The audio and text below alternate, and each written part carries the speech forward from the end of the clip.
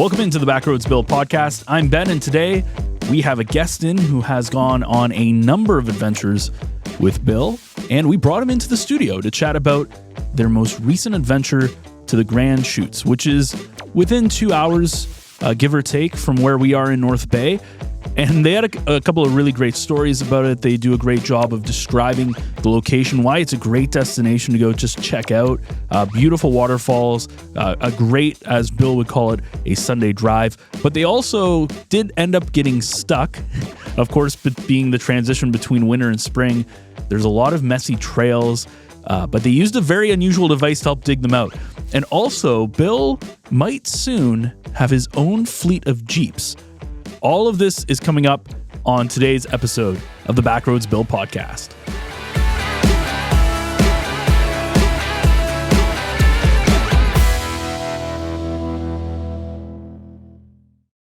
All right, well, we're pleased to be joined in the studio for this episode with Bernie Moseley-Williams. Bernie, how are you doing? Wonderful. Perfect. And you brought a student with you. So why don't you tell us a little bit about who you are and why you're on the podcast today? Well, I am a teacher. And anytime I get a chance to take students out of the school, I take it. And I'm fortunate to get to go on some backroads adventures with Bill. And it's like a model for how I could work with my students. Find something interesting, research it, go for it, map it out, journal about it. Have you taken anything, because we're going to be talking about an adventure you went on, Bill. Have you taken anything from that adventure and applied it to your teaching yet? I'm putting you on the hot seat. Yeah, absolutely, I do. Okay, perfect. We'll get into it a little bit later. Well, we should say too how Bernie and I met, because one of the common denominators in our careers is outdoor experiential education. It was a long time ago. I can remember the night where Bernie brought students out and to kiosk.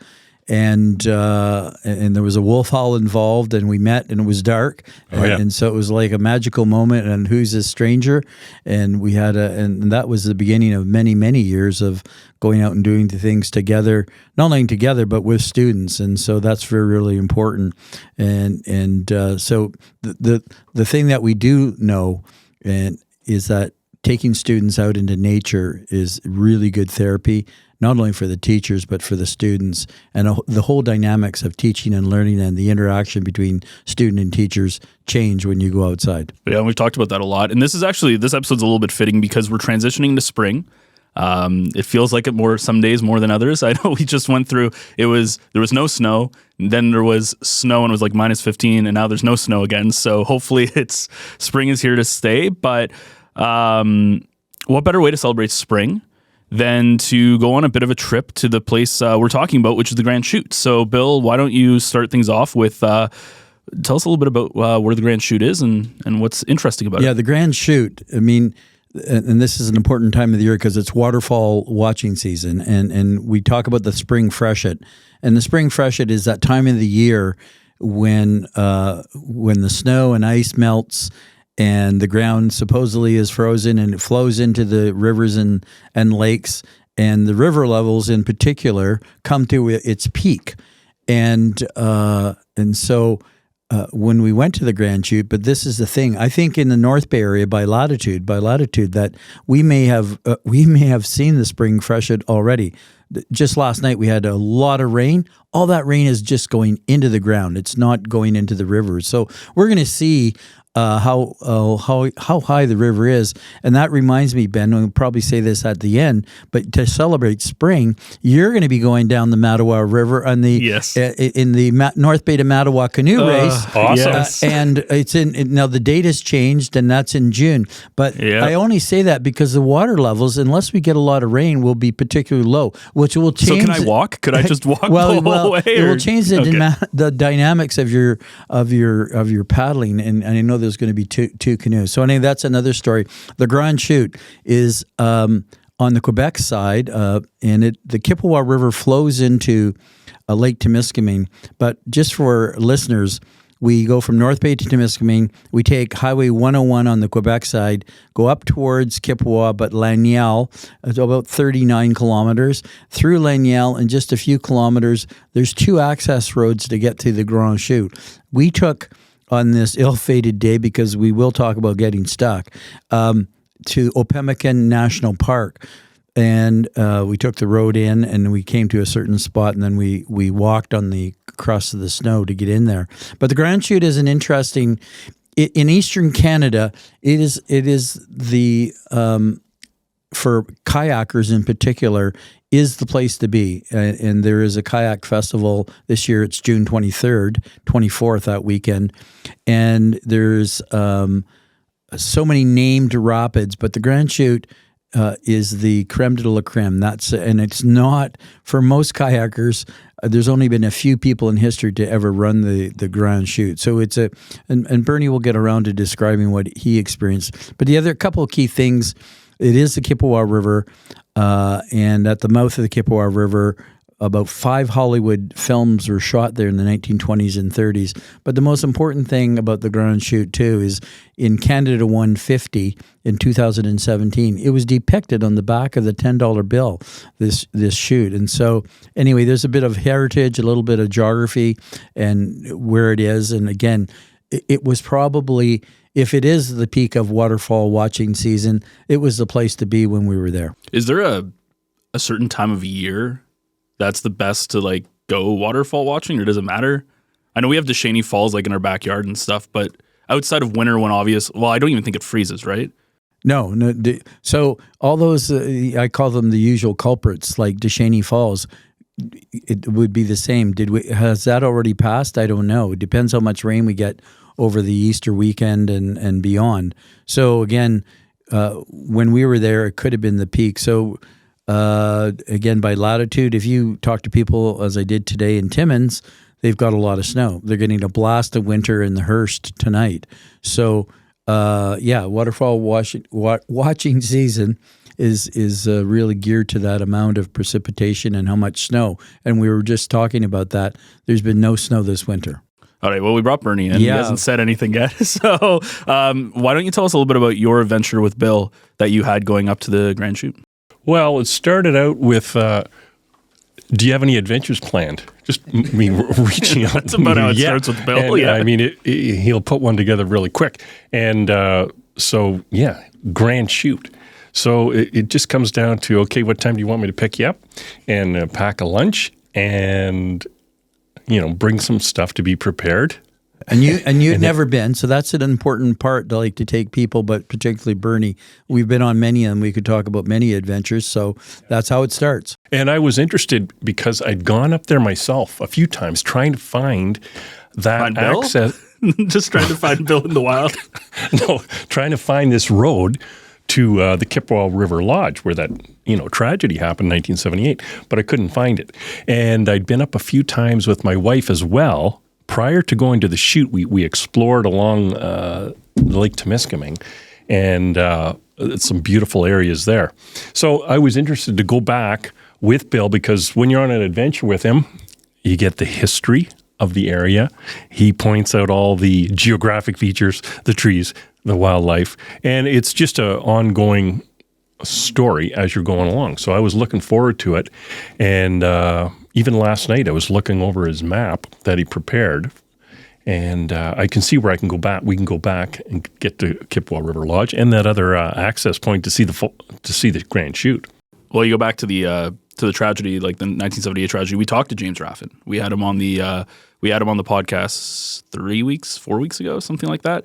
And we were talking to him about a bunch of the books, but most specifically Deep Waters. That's what it's called. Yeah, Deep Waters. I was thinking Simon and Garfunkel. That's the wrong Troubled thing. Waters. Yeah, Bridge over troubled waters. Yeah, yeah. It's kind of interesting with the chutes when you realize like how small of a place we kind of live in, because it's only about 2 hours away from North Bay where we are. I think an hour and a half, 40 minutes. And then it's kind of one of those small worlds where all this history is in this one little area. We talked about shooting movies there, right? It's been on the back of the $10 bill. And the Temiskaming canoe tragedy, which was a big thing that happened. Kind because I believe that's where they found they found the bodies, right? Was at the bottom of the chutes. Yeah, well, the owner of the Kippawa Lodge, Scott Sorensen, who's from Utah, back in the day in 1978, he helped find the boys and the rest of the leaders that were alive, and also helped retrieve the 11 boys and the one instructor who perished not by drowning but by hypothermia, and so that's in the annals of outdoor education. That was a real setback for all of us, and to this day is still often cited as one of those things that have to do with the risk associated with canoe trips. But nonetheless, that's the same Kippawa River in the Grande Chute, and that's the area we're in, and it's a wonderful part of course, Ontario, Quebec, and the Ottawa River, and which is called Lake Temiskaming. So it's kind of it's an historic part when you think way back to the Indigenous people and how they used all the waterways. Yeah, and that was another part of the story that you originally wrote about it as well. Like whenever we talk about anything, there's obviously the Indigenous ties to where it goes in the land, because that was one of the big part with the settlers came, and I think they. Well, you obviously know this history a lot better than I do, but I think that's where the settlers came, and they kind of took over that area a bit. Well, that same morning, I called up Chief Lisa Robinson from Mohegan, Wolf Lake First Nation, just because that is their traditional territory, and she explained to Bernie and myself that from the Des Moines River, and there's a Grande Chute on the Des Moines River, to the Grande Chute in the Kippawa, Lake Kippawa area, that is their traditional territory in essence. So an expansive area, and of course we know how important waterways were to Indigenous people. That was the way the trade occurred, and that's how they got around before roads. Was there any spiritual or Indigenous significance to like this particular area of land? Anyway, like, you know how we talked about like Devil's Rock, we talked about that stuff. Was there any like that you know of? I would say places like the Grande Chute are spiritual areas because of the noise and whatnot. So I think it itself is probably a spiritual area in some respects. The rocks, the trees, the land were all important to Indigenous culture. So that's another reason when you're there. And Bernie, maybe tell us about our walk in to the Grande Chute, and it was kind of interesting as we approached the falls. You could feel it. You could hear it and start to feel it. And of course, the roadway is nice and broad expanse, so you have a beautiful vista as you're walking along the road. And then the trail in narrows, forest comes in closer, and it's a beautiful, gently sloping trail, very accessible for people. And it's gorgeous. You get to the upper part, and you think that, this is it. And you take pictures, and you know it's breathtaking. But no, you continue on further, even past a nice little low ropes initiative they had strung out in the forest for families with young kids to, climb some ropes and do a little initiative task there. And then right down to the platform.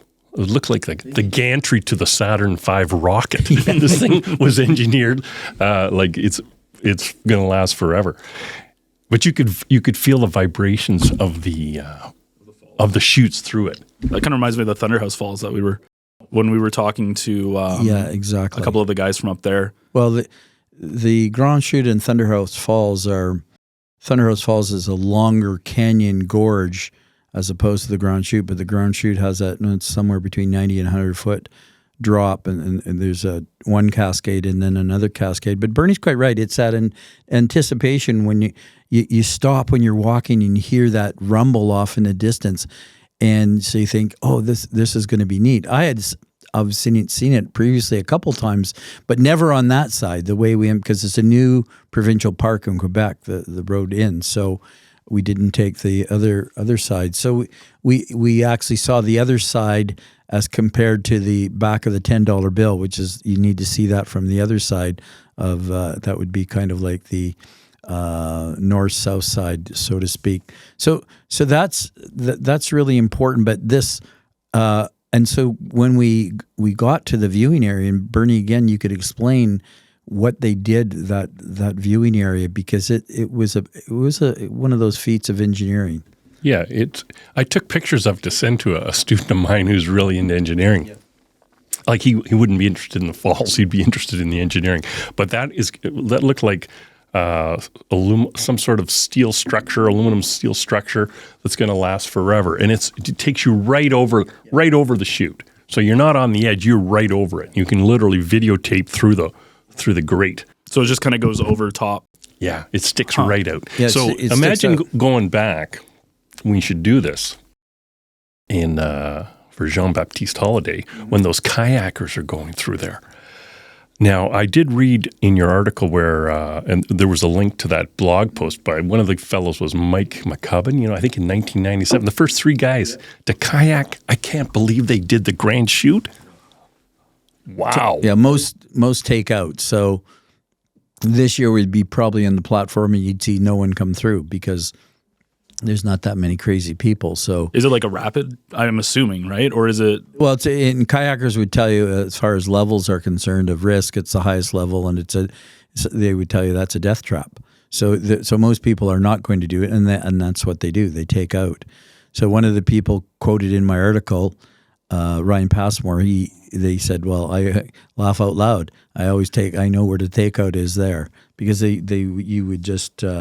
I can't imagine it. I just can't imagine. So is it like a danger spot too, where like there are like fatalities every year and stuff for people doing it, or is that like an issue? I don't know if there's been fatalities there like the Thunderhouse Falls, but certainly there has it has that potential to do that for sure, because there's a lot of water coming through the narrowing of the river, like most cataracts, and so.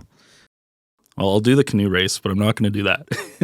No, that's sage advice, Ben. That you would not do that. And of course, no one's gone through it on a canoe. There's obviously a big difference between kayaks and canoes, and so the smaller river kayaks and having a high degree of skill. I mean, that's competent people. Yeah, I guess competent crazy people can do it or try it. You kind of need that like sway ability, right? Because canoes can't really like sway side to side as much. A kayak can. Yeah.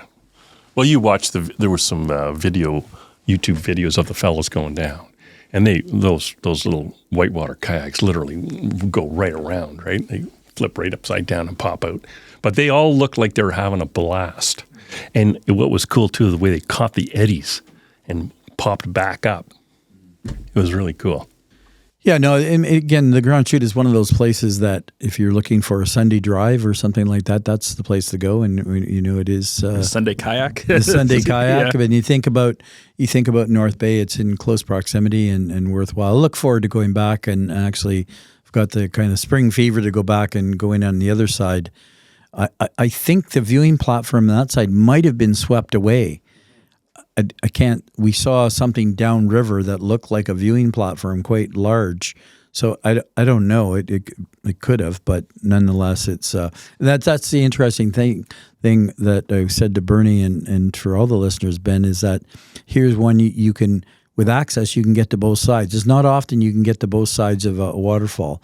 Descheny, there are trails on both sides. At one time, there was a bridge that crossed over at the top that got taken out by ice.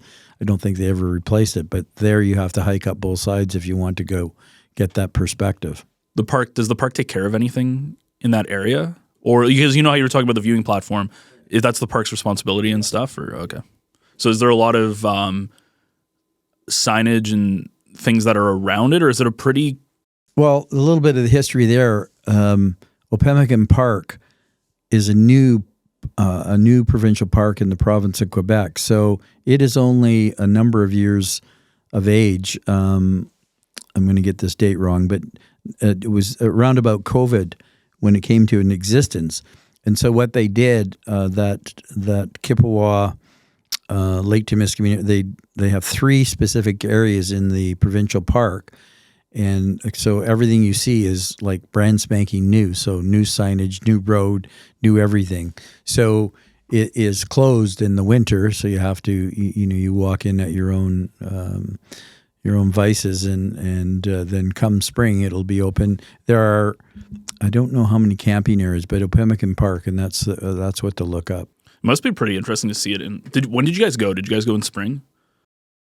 Would be what? How long now? 3 weeks, 3 or 4, 3 weeks. Today's Easter, or coming up to Easter weekend, so 3 weeks back. So you guys just went there? Yeah, we just went. Oh, yeah. So it was I thought this was a while ago. Okay. No. We live in the present. We live in we live. Well, again, it's all about today. It's all about today. The thought was again about the peak of the waterfall watching season, and in other places, as I said, it's not there yet. But so who knows? Again, with the amount of rain and so on and so forth. So yes. Do you want to hear about how we got stuck?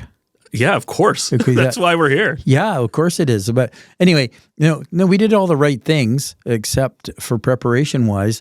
But you go in, and of course, during we've had that spate of really nice warm weather. So we parked, got turned around, but going out, even though Bernie has a Jeep and all the trimmings, we got to a certain hill and we couldn't get up. So Bernie, may you take it away and say what we had to do over 2+ hours? It starts with go on the trip. Don't let any of your risk management decisions prevent you from going on the trip. So go on the trip. So that's key. Just go. Get out there and go. So we did. And it was really beautiful. Beautiful. We got so far in, and the snow was crunchy, only about 6 inches deep. It was sunny. It was gorgeous because we got up there at about 9:20. Mm-hmm. In the morning? In the morning, yeah. We left here at about 7:15. Oh, people wake up that early? Yeah. Oh, yeah.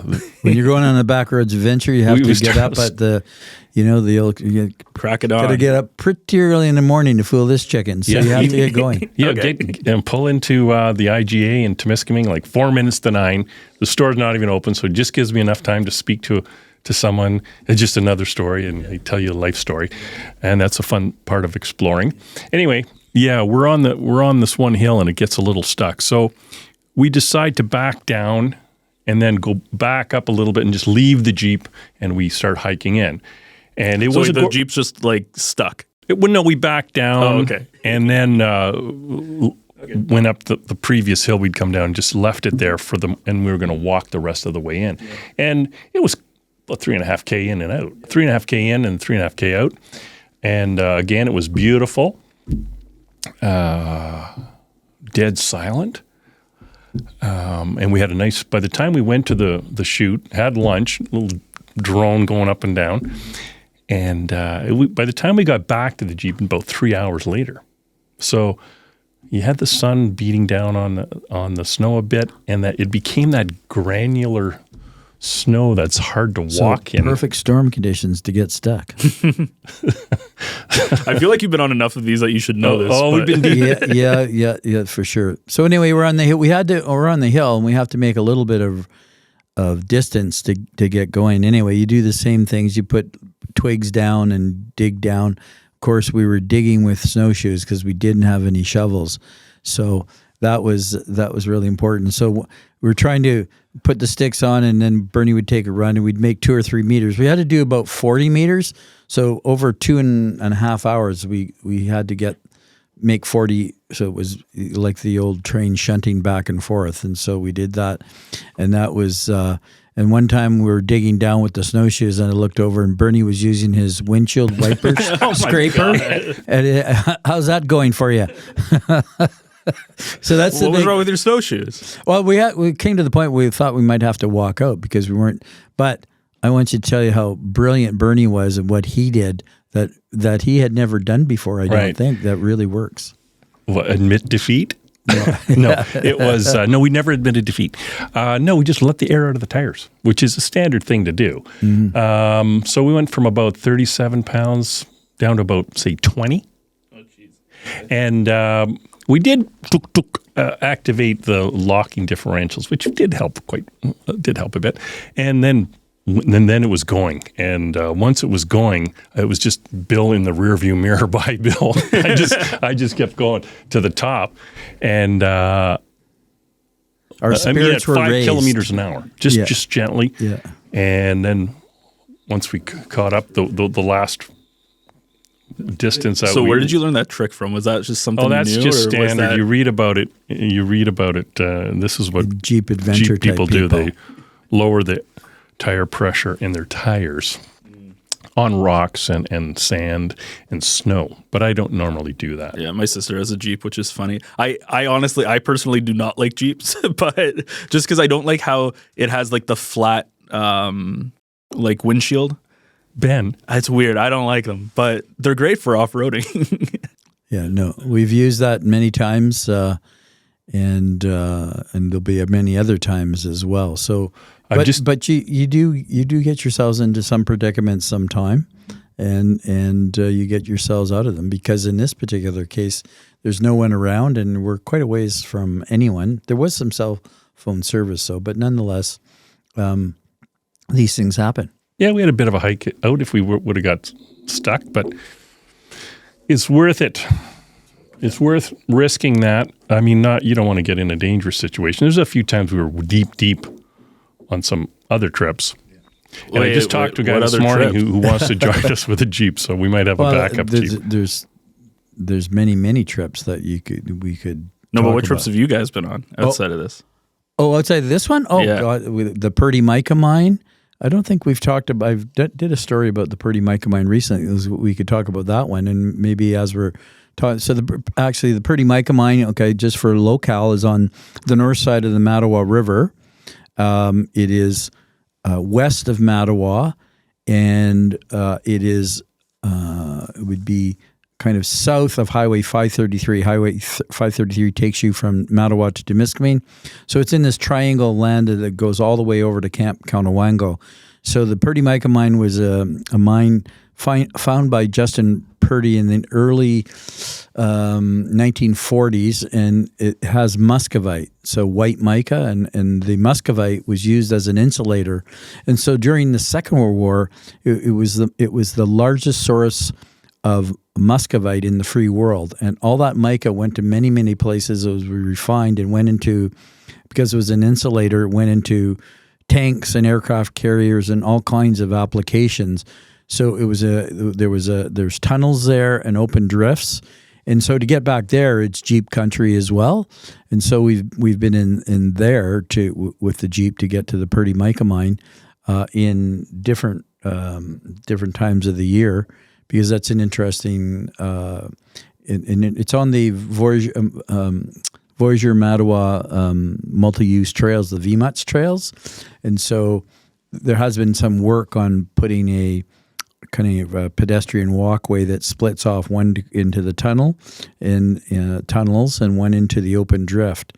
And so I've been there with Alexis Outdoors, one of the social media's highlights, and she's been there on a snowmobile. Why does that name sound familiar? Yeah, is she from this? Is she no, from Korea, no, Korea. She's from, I don't know, it's from Southern Ontario, but she has a huge following, and so we did a snowmobile video there one time with her, and it took a couple of days. But anyway, Jeep adventure there, and Blue Lagoon was a good one. Yeah, was it Wolf? What's that mountain? Is that Wolf Mountain? Well, Wolf Mountain, Wolf Lake, which is on the Kukugami Lake Road, which is just a little to the east of Sudbury, and the Blue Lagoon. Done stories on that, and Beautiful. People can look that up too. It's a worthwhile day trip. Everybody should go there. Everyone for a jump in. should go there. And we've driven in search. This is an incomplete adventure where we're looking for an indigenous ochre mine on a little lake called Ochre Lake, and it's way north of River Valley, Jeep country again. When we have completed the access, as we know how to get to Ochre Lake now, so we'll have to complete that adventure. But those are just a number of Jeep adventures that, if you don't have an ATV, the Jeeps, ATVs, side-by-sides, those kinds of things allow you to go. And certainly since I've had my own personal setback mobility-wise, it's appreciated that sometimes that this kind of technology allows you to get to some of these places that you would normally not get to. Yeah, we'll bring a canoe next time, right? Yeah. And we circled around there to Lower Goose Falls. That was beautiful. Yeah. So that's a nice trip without going too, one part of that section was little treacherous, but the loop can be easy enough. And they're all on the back roads. Yeah. Hence the name. So before, Bernie, you said something about that wasn't the worst you've gotten stuck with Bill. No, we haven't been stuck before. But you said you've been into some stuff, and I just want to know. Bernie's been I want to stuck a few unpack a little times. bit of what that stuff is. Yeah.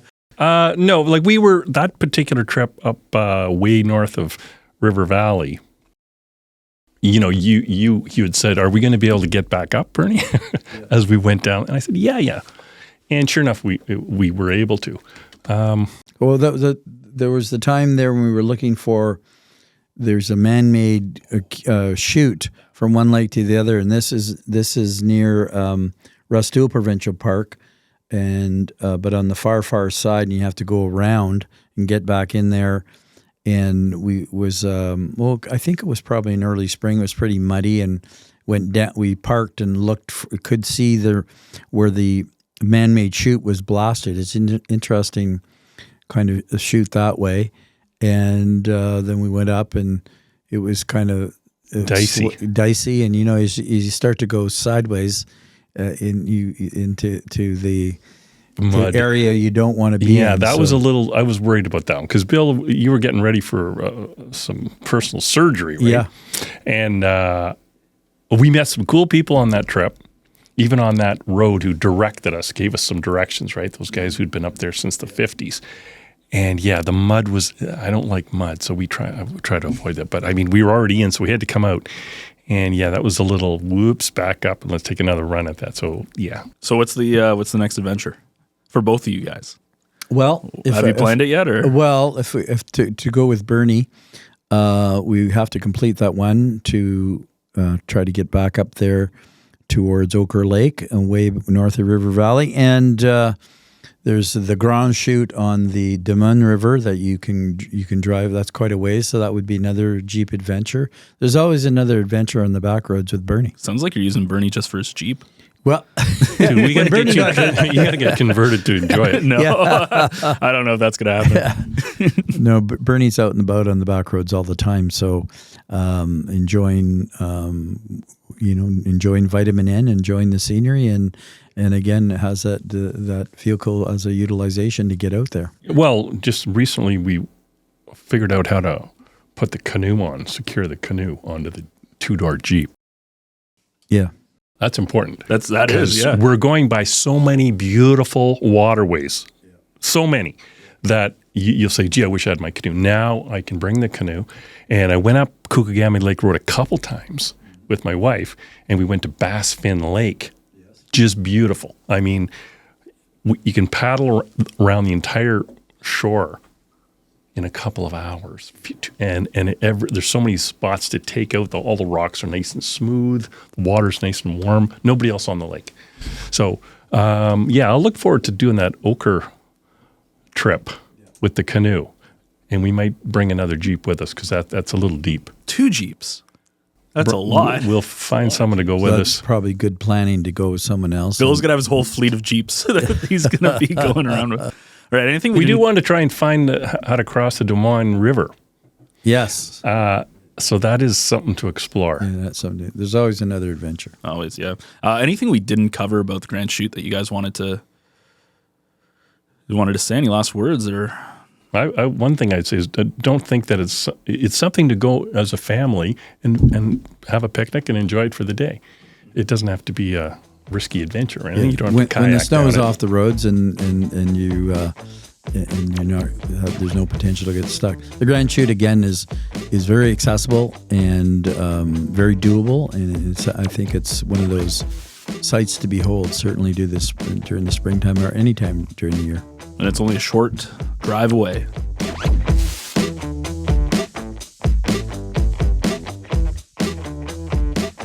Well, big thank you to Bernie for coming in and talking about his recent adventure that he had with Bill and some of his other adventures they also had along the way.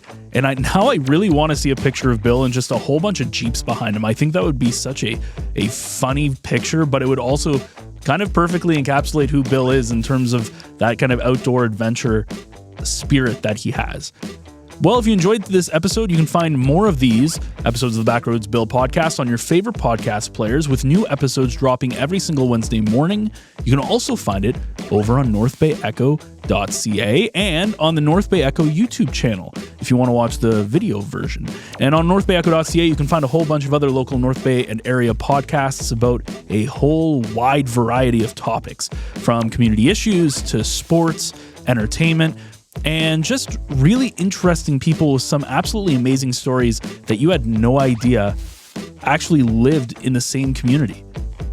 So again, you can find all of that stuff at NorthBayEcho.ca. You can also sign up for free for our Echo Essentials newsletter that keeps you up to date on local events, stories, and all of the happenings at the Echo Podcast Network. We will be back next Wednesday with another story and yet another Backroads Bill adventure.